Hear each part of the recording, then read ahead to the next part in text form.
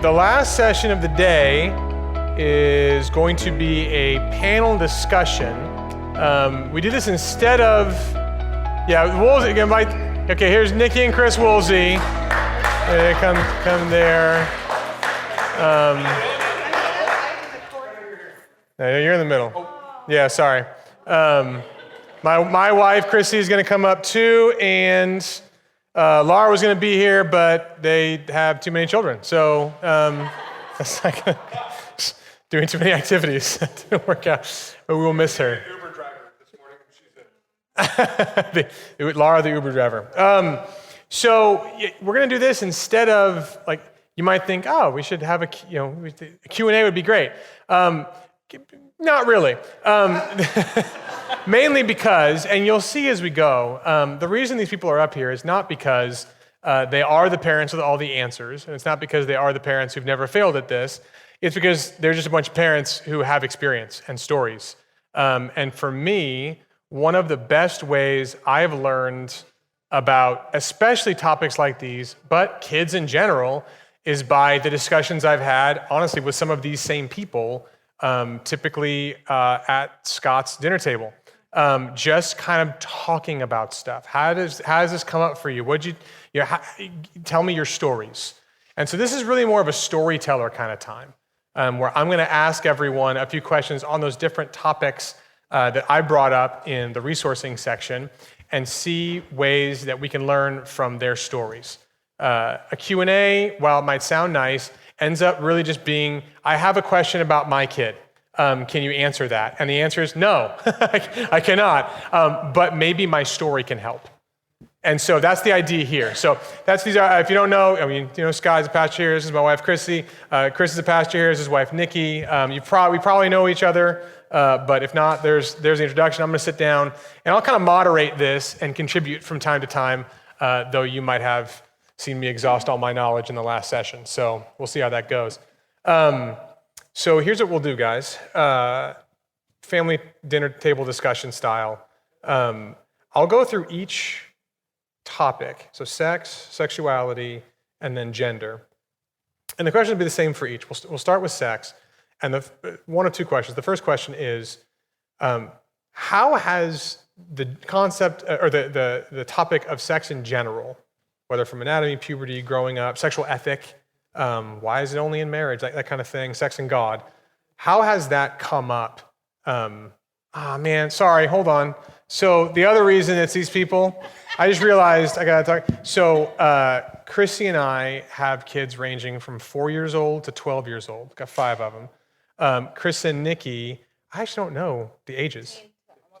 15 and 19, right? Yeah, okay. I was going to say 20, but 19 still. Okay. And then Scott has 5th grade.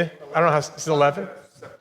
11 to 17. So ideally, you have kind of almost every age represented. That was one of the other reasons it's that, these people and not other people. However, that being said, so given kind of our different experiences, but also kind of seeing different ages, for that general topic of sex, how has that come up in conversation and or in your kids' lives, whether proactively or in response? Like, what's it been like at different ages to see it come up in different ways? What do you got? I'll break the ice with a funny story. Okay. So I have a 4-year-old and my oldest is 12. And my 4-year-old, I was getting him dressed in the kitchen for whatever reason. And my 12-year-old, because I was taking my daughter to school and he was coming with us. And my daughter goes, "Mommy, do you think he knows that he has different parts than girls?" I was like, "Yeah, absolutely." "Benji, what is the name of your private part?" He goes, "Penis." And then I was like, "Do girls have penis?" He's like, "No, they have a vagina." Yep. And I was like, "Oh, okay." And she's like, "Whoa, I didn't even know." He said it way too easy, way too fast. I was like stunned. I was totally stunned, but I was also very proud of myself. You had that locked and loaded, but I don't like that. Yeah.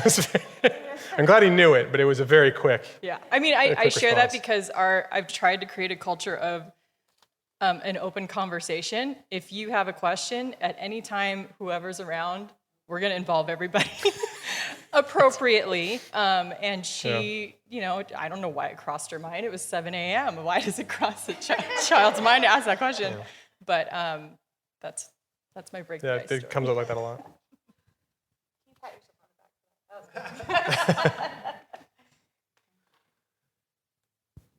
What about you guys, Woolseys? I will say, I love how you guys just acknowledge the fact that we don't want to have these conversations either, and it's very uncomfortable. And thankfully, I don't know if you knew this about Chris and I, but we have a very, very important major in college, and we spent money to get theater degrees. And so don't judge us, but, thank you.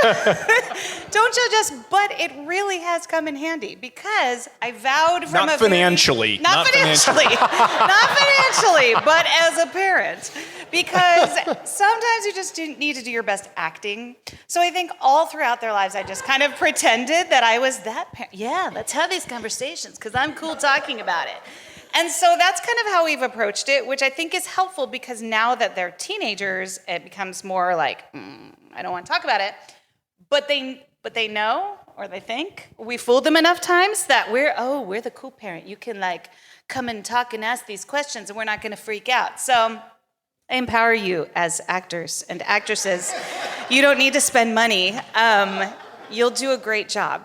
I don't know if that answered the question. It does. But, let me put them together because it's probably more helpful to do them together. The question is how does it come up, and then what are your what are the successes and failures? What are things that have gone well and not gone well? What are the stories you have about on this topic, talking about it? Please act. Sure. So the other thing is using every opportunity because these are awkward conversations.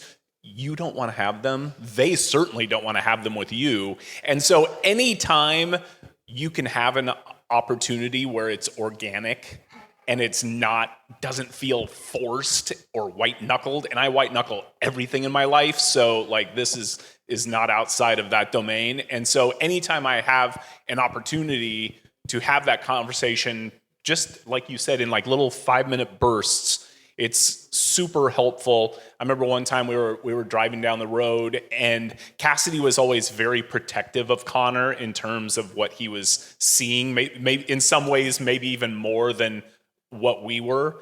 And we were driving down the road, and there was a billboard for a gentleman's club, which is the least ironic way that term is ever used.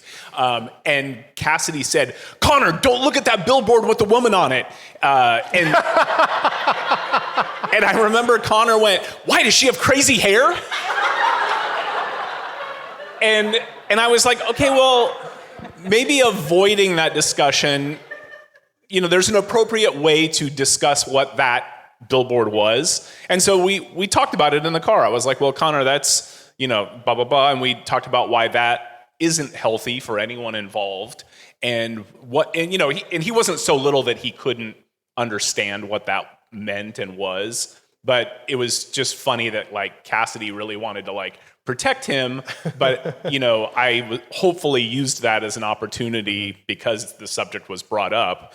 And it was kind of funny. Because, by the way, when you say don't look at something, they're going to look at something. Yeah. Yes. Yeah.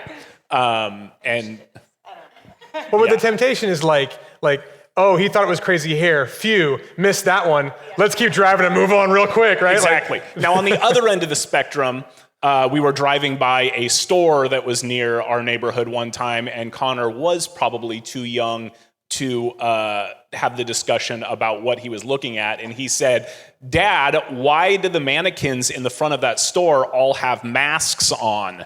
And I said, "Because Halloween's coming, honey."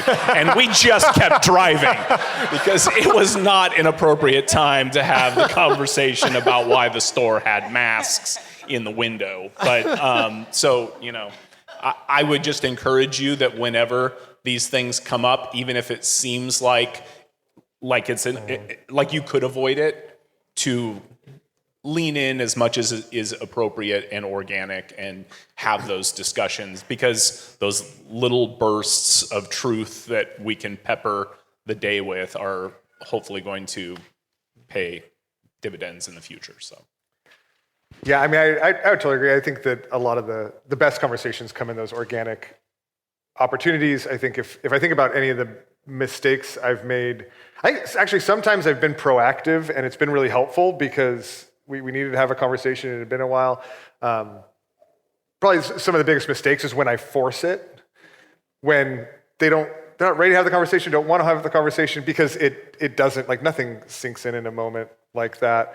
However, I do, and so those of you who know my personality, this will be totally appropriate, but I do have a reminder that pops up on my phone once a year to talk about the subject in case I haven't. And most years I'm like, oh, actually we talked about that just a couple months ago, I'm good. But like, I don't know, every few years I'm like, oh man, it's been a year? I probably should. Like, and so, I mean, even just the regular rhythm of that is helpful. I mean, similarly, the other context we have is in reaction to the world, in reaction to everything else. It's also like in reaction to our own mistakes. Nostalgia gets us in trouble because we show our kids movies and things like that we're like, oh wait, I shouldn't have showed you that. And Laura and I did this just in the last year. We showed our kids like and we introduced it as one of our favorite movies. And it was The Holiday from, which is, I think, a great Christmas movie, very enjoyable. But we totally forgot about how immediately two of the characters have sex. And they don't like show anything, but like it's like they meet and then like that night, and we're like, oh. And so we kind of like stopped and we kind of like made a comment and we like talked about it and we'll like, fast forwarded something and and afterwards, it was one of those opportunities where I was like, okay, can we talk about this for a second? And we have, as our kids have gotten older, and particularly if you have, more than one kid, we have, as our kids have gotten older, tried to have conversations with multiple of them together. And even with boys and girls together, because sometimes one of them asks a question that the other one really needs to hear the answer to, and it's a lot more natural to have it all together. It's helpful for them to talk about it. It's helpful for them to answer each other's questions in ways that you don't have to. But this was now it's like an infamous night in our family, and I don't think our kids are ever going to be able to watch this movie again because this movie got followed up by a like hour and a half family sex talk where the younger ones decided now's the time, we're gonna ask all the questions we have. And the older ones are like, and I'm like, this is so great that we get to talk about this. And it was super productive, but our kids are never gonna watch that movie again. So I guess win-win. So the takeaway is show them movies you shouldn't. Show the movies that you don't want to, yeah. But I share it because I think sometimes we think we've blown it when we make mistakes like that, right? And in a sense, in retrospect, it was not the wisest choice I've made. It was probably a mistake. But I think there's redemptive opportunities, even in our own mistakes, even in our own, the decision to be like, oh, we're driving through Nevada, like, let's drive down the strip and like, you can see what Las Vegas is. Oops. Maybe we shouldn't have done that either. I think they provide opportunities, even our own mistakes provide opportunities to open the door. And I think that there is a unique dynamic to having those conversations together. Even on the sex and puberty side, Laura has just made it a point, not like awkwardly, publicly so, but in our house, it's not abnormal to talk about menstruation. Like, because that's a normal part of life. And it's one that, half the people in our home are women. And our boys need to know that every woman they know, every other girl in high school, like, this is the reality of life. And so, again, not like poignantly or awkwardly so, but also naturally so, to be like, okay, it opens the door to an openness to conversations and to questions, and also, again, to be a trustworthy source of information. Like, oh, everybody else seems to like hide and whisper about this, but I know I can ask those questions at home because it's actually normal to talk about it because this is human. So. There's like a subtle difference that's probably important to hold on to between I really need you as my kid to see the world a certain way, and I really want to show you the way the world really is. And I think if we're doing the second one ideally, and that's where I think for me my mistakes come, my failures come when I'm like, hey, like I just really want to check this box, make sure you see things the way I want you to see them, instead of just like I like that example because like I don't know, mainly it's just kind of water's wet, the sky's blue, like things are the way they are, and we should probably not ignore that or like be weird about it, but just talk about it. That approach tends to make everyone more comfortable, even if it doesn't prevent failure. It just kind of like makes it a little easier. The other thing that I think is helpful in terms of truth, and I think that is like gigantically helpful, that if our kids know that our home is an open place where we can discuss these things, it's great. It's also great if they know that we are a source of truth, so the things we are telling them is true. That's also fantastic.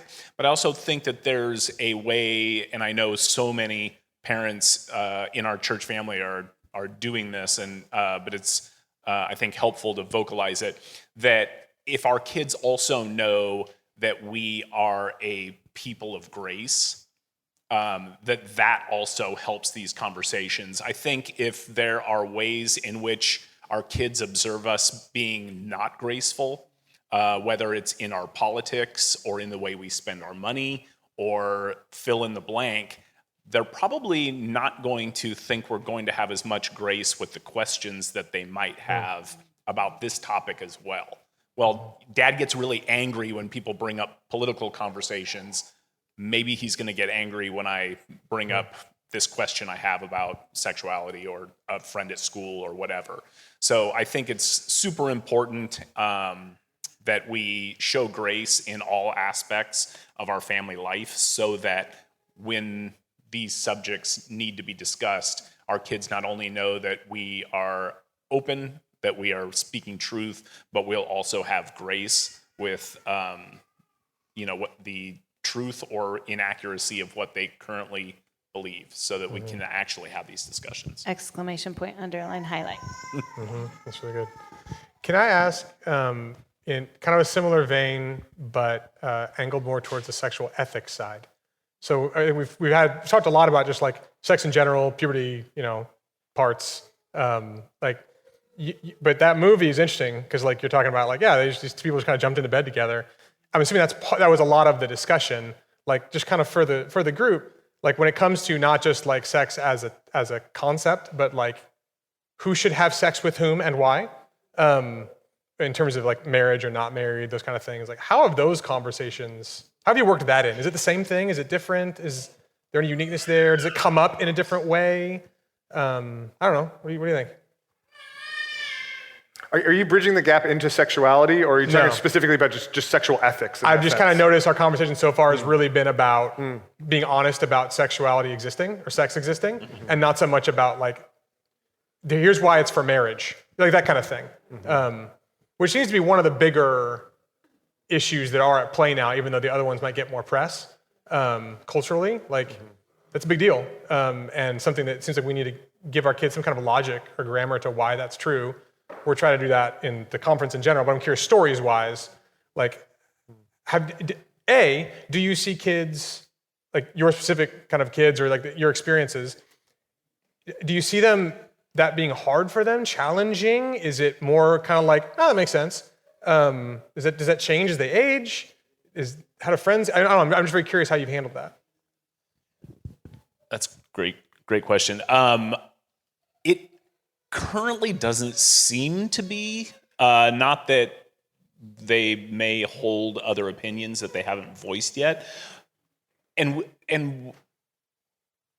I think the way that, at least the most common way that I'm able to like work that into the conversation with them is when we talk about God's purposes for anything in our marriage, whether it's our finances or the way we spend our time or why we are part of a church community or whatever. And then I'll try and work in, or our sexuality. And I say, God has very specific purposes for all of these things in our lives, and to the degree that we are or are not obedient to those purposes is going to play out with circumstances in our lives, or consequences, I should say. I also think some of the ways that they've learned the best have just been observers of life. And I see them learning so much from looking at the damage that sex can cause in the wrong situation. So they see that. And then they see the value of, God's purpose within marriage. They see this, because they're seeing relationships and what they look like. So I feel like they almost learn best by seeing those examples. Because I think you can say things, it's very easy to say things, but it's sort of like the, okay, never mind. I'm not going to think of the saying, but it's like what you do is much louder than what you say. And I see them learning more from seeing what people do in those experiences.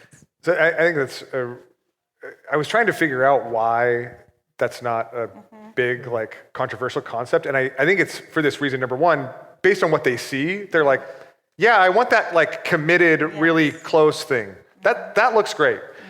And I think in theory, it's not controversial. And I don't think it's controversial until there's someone specific they want to have sex with that they shouldn't. Yeah.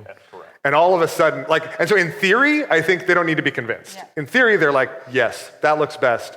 Yeah. The rubber hits the road when it meets their experience. Yeah.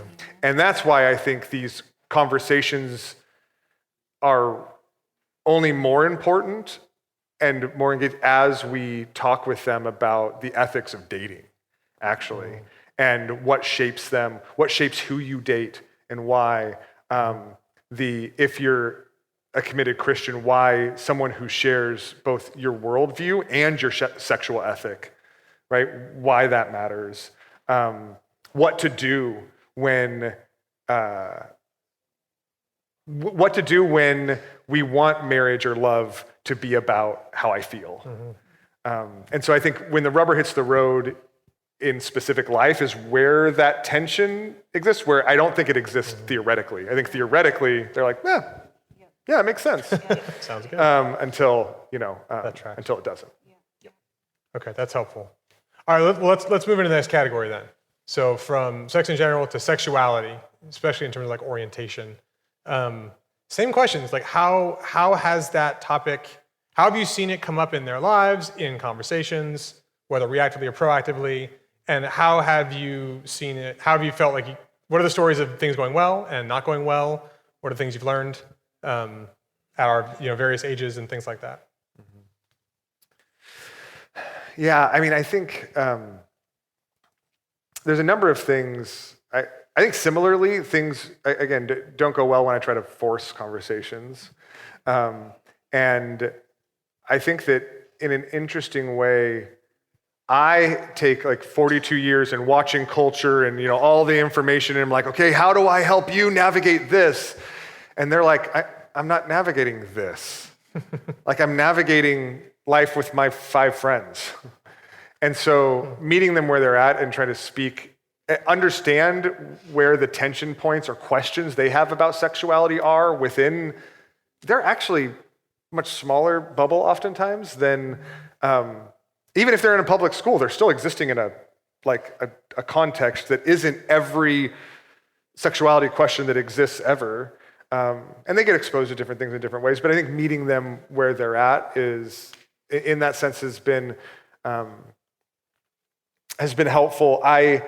One of the things that I've tried to convey that I feel like has been helpful to come back to, and you talk about these simple sentences, for the record, your simple phrases made me be like, oh, I needed these when my kids were younger. So helpful. But one of the phrases I've come back to again and again is to teach them, particularly as they get older, that sexual desire can attach to anything. There's this weird aspect of our humanity that sexual desire can attach to anyone, and it can attach to anything. This is why fetishes exist. This is why bestiality exists. This is why, and so in our humanity, to teach them that that's a aspect of humanity, that in our fallenness, sexuality, our sexual desires can attach to really anyone or anything, helps to lay a groundwork for, oh, well, what do I do when my sexual desire attaches to this person that God has said, actually, that's not how what I've created you for. It creates kind of an underlying assumption that says, well, yeah, that happens. And honestly, it happens to most people. That it attaches to different people or things that are not how God designed it. And I think then allows us to process the way forward. And in that sense, I think keeps us out of trying to fight against a specific label or a specific situation where we're kind of fighting a cultural battle. And we're no, let's just understand humanity and the way we work. And I think that might actually help make sense of all the various isms that they're gonna come across. One thing you were saying earlier about the feelings, what's that thing you always tell them? Our feelings don't dictate our actions. Our beliefs dictate our actions. And We've said that often. that's one of our people are more important than things repeated lines in our house. And again, I think that's really important because, again, there's a million iterations of ideas that are going to be sinful, that are going to come into our kids' heads. And if we can sort, there was a great book written 20 years ago, and I forget exactly what it was called, but it was basically 10 things that are true that will not save anyone. And it was basically all these biblical truths that were great and cultural truths, but if I convince someone that abortion is wrong, that doesn't mean they're saved. It means that they maybe have a proper understanding of this one facet of life. But if I, fill in the blank of the things that I can convince people that are either wrong or right, but that's not the same thing as someone understanding and accepting Jesus Christ as their Lord and Savior. And so I think it's helpful to avoid all the myriad iterations, and there's more every day, of these fights that we can get into, these cultural wars. Go down a million rabbit holes. Yeah, and they're ultimately not going to lead to the salvation of our children. And we can waste a lot of time and energy, and not that there aren't good things that can come from those discussions 1,000%, but I think if we can keep our eyes on the bigger prize, I think that's helpful. I think my kids are definitely not there yet, but a good example of beginning the conversation would be with my 12-year-old, who one of the young girls that she kind of has a little click with came out to her, and she just came home so disturbed and distraught. And when I kept asking questions, her sadness lied. She's like, "Mommy, I was happy for her that she had received a Valentine from a girl," and she didn't know how to wrestle with that happiness that she felt. And I again was like, "It's our job to love people and be kind. You need to be kind to your friend." She's like, I don't ever want to go over to her house. And I was like, "Why not?" I don't know how to treat her, and I think her sister is non-binary. There's just obviously a lot going on in this family, very different culture than us. And I was like, "Baby, she feels safe with you. You guys have lunch together. Who else is she going to hear about Jesus from?" She's, "I don't talk about Jesus." "But you live like Jesus." We'll get there. I was like, this is where kids start discovering that there's more out there than just themselves. And I was like, if you abandon her because she has a feeling for a girl, you might be one of many chances, or you might be a chance. And maybe she gloms onto it and she asks you more questions. Maybe she ignores it, but you're there on purpose. So that's the beginning of our kind of I conversation. think that's so helpful. And I think that even connected to that, one of the really confusing and really evil components of our culture is it's overly sexualizing everything and hypersexualizing everything, and therefore hypersexualizing attraction.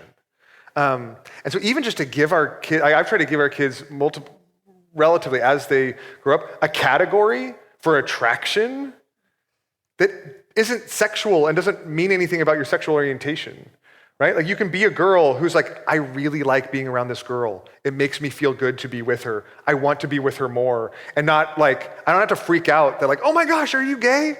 Like, no, there are men in my life who I really enjoy being around, who I am like drawn to, who I am attracted. Like there's a category for attraction that doesn't have to be sexualized or doesn't have to be turned into sexualization. And so even like our world doesn't have that category.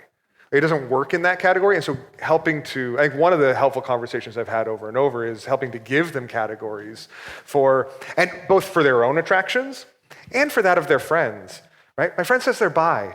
What do you think they mean by that? Well, I think they like being around boys and girls. Well, I do too, right? So let's talk about that, and even in that sense, expose the confusion that their friends are feeling as confusion, as opposed to the clarity that our world demands of them with those things. So, I mean, it also helps to it exposes how much you need to recognize that each kid needs different things at different times. Totally. Like we're talking about my 12-year-old who's having this reaction that is very typical of my 12-year-old daughter. It's like, yes, she's going to freak out for multiple reasons about this, and she's going to have like this kind of very visceral, I'm a Christian, I don't believe these things, I feel overwhelmed that I don't believe these things, so I'm gonna double down on the fact that I do believe them, but also freak out internally that I believe them. Like, I know that because she's my daughter. I have other kids where that will not be their experience. When they can have the exact same situation, friend comes out, and they will come home with different questions, and maybe not questions at all. And so just kind of knowing that, I think, is kind of half the battle, because how you react can't be cookie cutter. It has to kind of be tailored to what you know of that child and what's going on, and honestly, what you know of yourself and what you're going through in that moment. Because you're bringing your own fears and anxieties to that conversation, so you probably got to adjust around you. You might be a different person having a conversation with one kid than with the other. And so you got to do two different things just internal to you.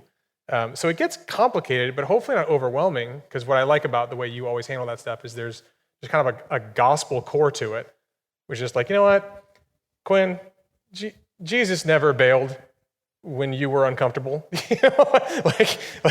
He stuck around, so you should probably stick around, And with other kids, it might be Jesus was wise, so you got to be wise. But whatever it is, like there's a simplicity to drawing things back to Christ in the gospel that allows you to take things that are really complicated and bring them back in line with the story we're living in of God and Christ and the Spirit and the gospel. So I do like that part. I do want to underline that, because I think my biggest mistakes with my kids has been when I assume all children are the same. Both of you are the exact same. I'm going to do the exact same thing with both of you.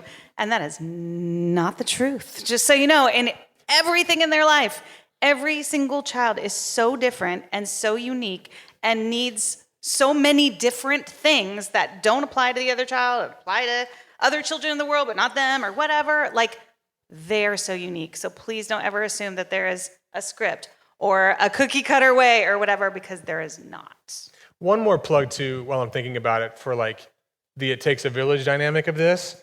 Like, there are ways that I know that I'm talking about Quinn, my 12-year-old, because I already said her name, so why not?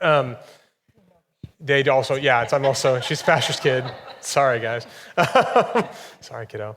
But there are things that I could say everything perfectly right, and she will hear it in, like, I don't know, maybe even like a rhetorically worse way from someone in her life group or a life group leader, and that's what's going to do it.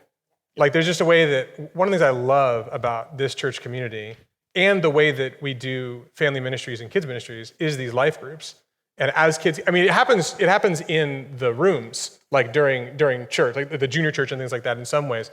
But as they get older and start to move from curiosity to experience, they're going to have people around them, not just peers, but also people who are closer to them in age than I am, and yet far more mature than they are, whom I love. And that's going to be where maybe a lot of it happens. And praise God for that. Like, so there's a way of leaving that it feels really overwhelming, but we really do have a whole crew together, a whole family together in this, where we make up for each other's weaknesses and failures. And I found that in my own life. For sure. So the other week, Connor said something profound, and I went, I didn't teach him that. And I went, oh yeah, Abe and Jeremy did. Great. All right. Well done. All right. Moving on. And I'm sorry I keep like highlighting things, but like the one thing I just really want to tell every single one of you is literally thank you. Because it's not that, oh, I might cry. It's not that I wouldn't be alive without you guys, but like that's what it feels like. Mm-hmm. And so each and every one of you have spoken so much into our lives, but into the lives of our kids. And literally each and every one of you. So it's my job to cry on stage, not yours.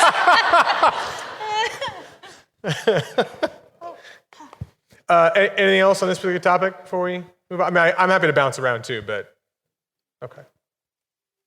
All right, so then let's talk about gender. It's kind of the more culturally loud, the loudest cultural thing right now, probably, in this arena. Chrissy mentioned, one of Quinn's friends in 6th grade has a significantly younger sister who is non-binary, I want to be so careful. Identifies it. I want to be careful on the one hand because there's a sense in which someone so young, I think adults can look around and go, I wonder what that means in good faith. Not in making fun or mocking or sort of like making light, but just kind of like in good faith, like, I wonder what that means to someone so young. And so in that sense, but we're also seeing that those cultural winds kind of push down into those ages to the point where I think anyone would ask, hey, I wonder what that means, even if they're very in favor of the entire movement itself. And so that's like a culturally very loud thing that's coming up in kids' lives in a variety of ways. How have you seen it come up in your kids' lives? What are the stories of learning how to talk about it? Whether it's about the larger cultural conversation in terms of like transgender, or also the cultural conversation about gender itself and what it should mean kind of for individuals in society. I mean, so I think this is tough because I think most of the mistakes I've made on the gender area is taking all of my concerns and trying to convey and make sure that they like know things straight. This is probably one of the most significant areas where I've taught things and tried to answer questions that they're just not asking. That like, I read articles online and I talk to friends and I hear what's going on in the school and then like go have conversations with them and they're like, what? Okay. I wasn't wondering, but thanks. I wasn't wondering is a phrase I feel like they've said with their eyes to me so many times. And that's not to say that we don't need to like, be having these conversations and be sensitive and things like that. But I think this is one of those areas too, where I think what they're well-meaning but misguided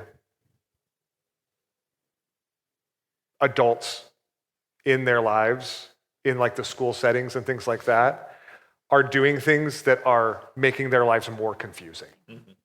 And I think not only them, but they see it in their friends. They're like, those things that the adults keep talking about are confusing my friends and making them ask questions about themselves, making them insecure. And this is where one of those ways where I think God's design and the clarity of it has actually provided our kids like a respite that goes, oh, that's less confusing, not more confusing. A lot of the adults that I hear talking about are making things more confusing. This seems less confusing. Now, again, that's not a blanket, that's not every kid's experience. But I do want to be,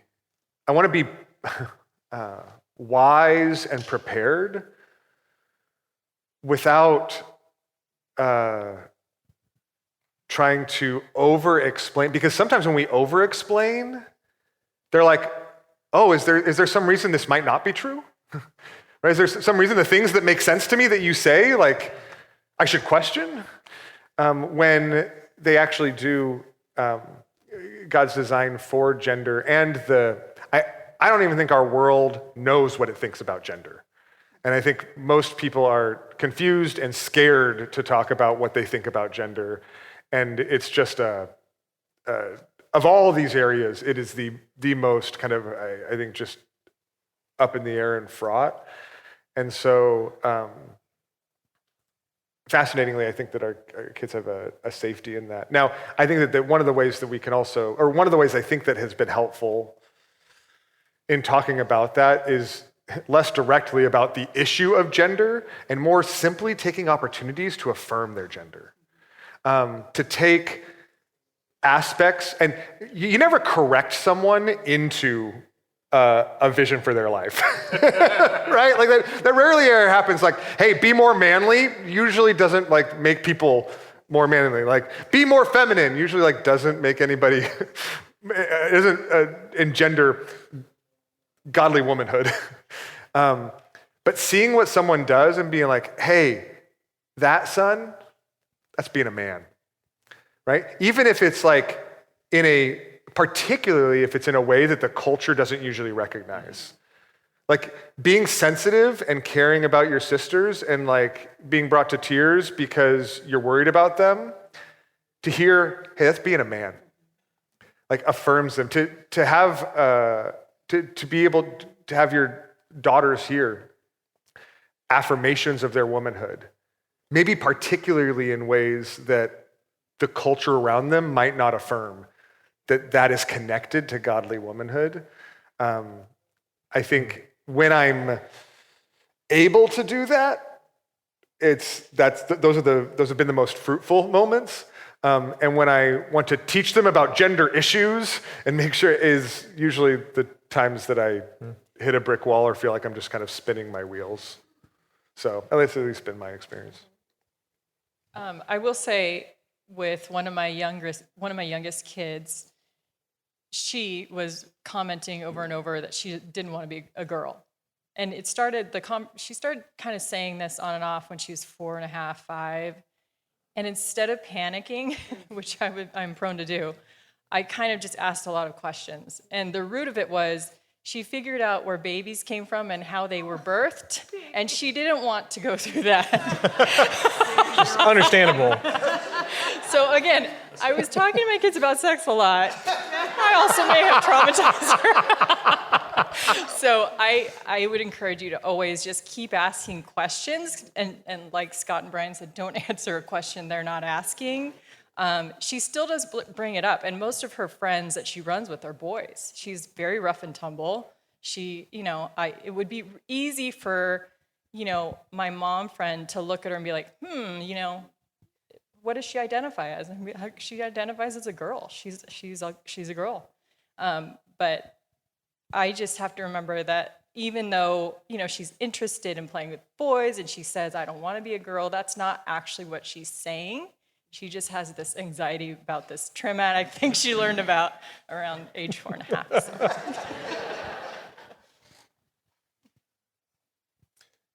I think one of the other, just to bring it back to the gospel again, there was a time when Cassidy was very young and we were walking in a mall in Beverly Hills, and there was a Beverly Hills wife there that had clearly had a ton of plastic surgery done. And I don't even think I said it like intentionally. I just kind of murmured it under my breath as we had already passed her, and I was like, scary. And that, which was awful. And as my kids often do, my daughter unintentionally pressed me on it, and she said, she's not scary, Dad. She's sad. Here we go. It's back to normal, guys. It's back to normal. It's okay. And it was just a great reminder that was a person that God loved very much. And for me, sorry, for me to talk about that person in that way was reprehensible. And so whenever these subjects come up and whenever we have discussions about gender, and it's super frustrating because we live in, as you guys continue to bring up in this conference, live in a society that will speak two truths that are absolutely against one another and do it with a straight face. It's so frustrating, but rather than battle that every time, I often will try to steer the conversation to these are people who are loved by God despite the choices that they've made. I'm glad you brought that up because that informs what I was trying to think about.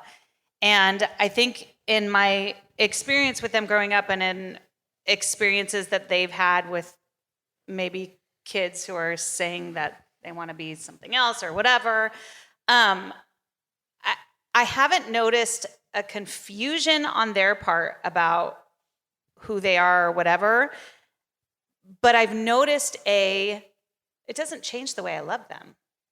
And I think by bringing it back to that, that's sort of like where they've landed. Like, it doesn't, sure, I may know this about myself, and this is my friend, and I'm going to love them the same way, whether they said this or whatever. So I do think that's a helpful place to bring it back to. Any closing thoughts? You know I have some, but I'll let you go first.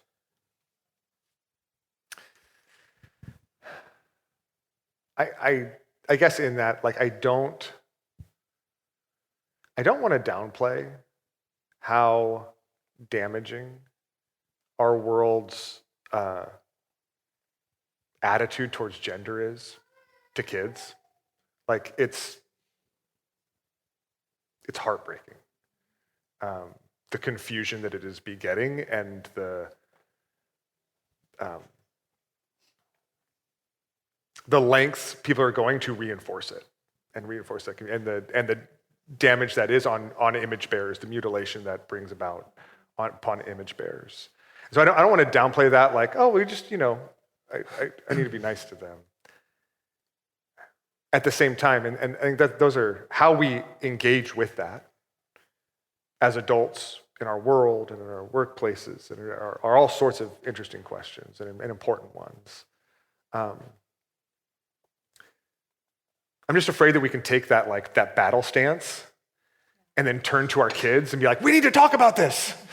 Kind of still in that battle, like that protective, which I think that there's an appropriateness to it, but you guys keep bringing us back to the gospel. And it's so refreshing for my soul because it reminds me of the redemption I've experienced and the redemption I have to offer to them, and the fact that our wisdom on these topics flows out of that as a great, like, whatever wisdom we have was a grace. It's not because we were smart enough to figure this out or because we were like lucky enough to be in the right place. Even the way we see the world is just God's grace, and to impart to them Him is what, in that sense, this comes back to more than it getting the things or the specifics right, and so I don't know. That's a little bit of all over the place, but those are some of my closing thoughts.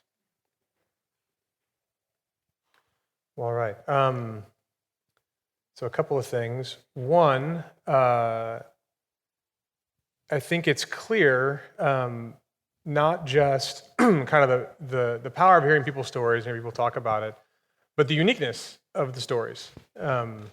And I want to make clear that you've just heard a bunch of stories and reactions and parenting kind of counsel from people who, especially in these last two topics, that do not have kids that have moved in that direction.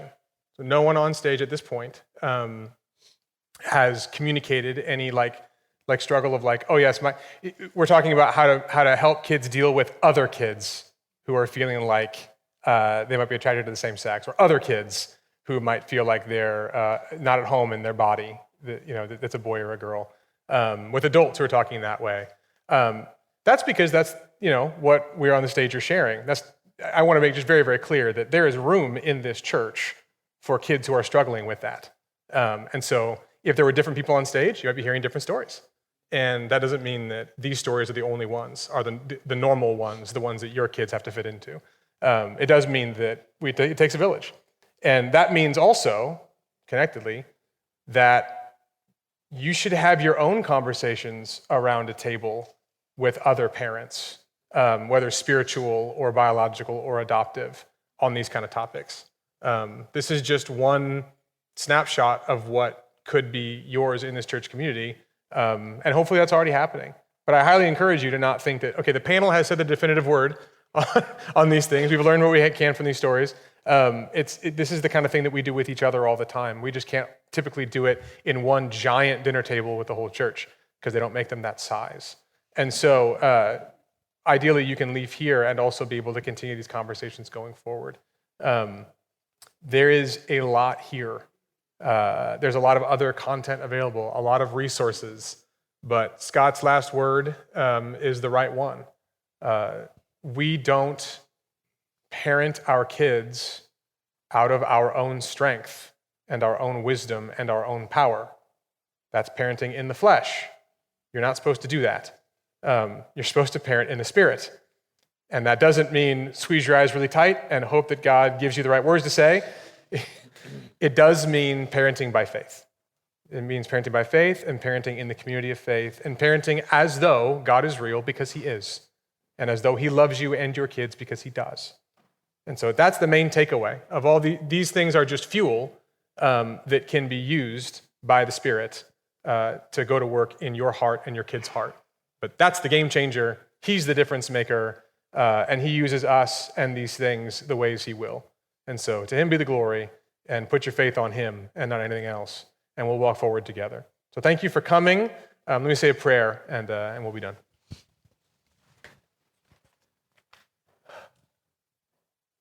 Great, Lord. Parenting is, I feel like, mainly a battle with fear and pride.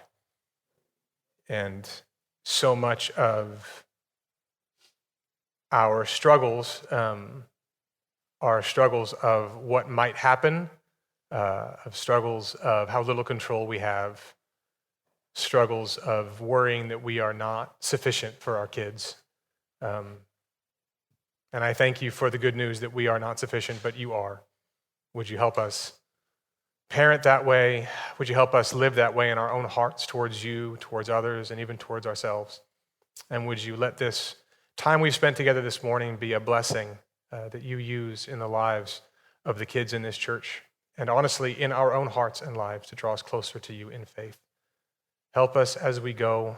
Remind us that there's nowhere we go that you are not, and that your love for us never fails. So we thank you in Jesus' name. Amen.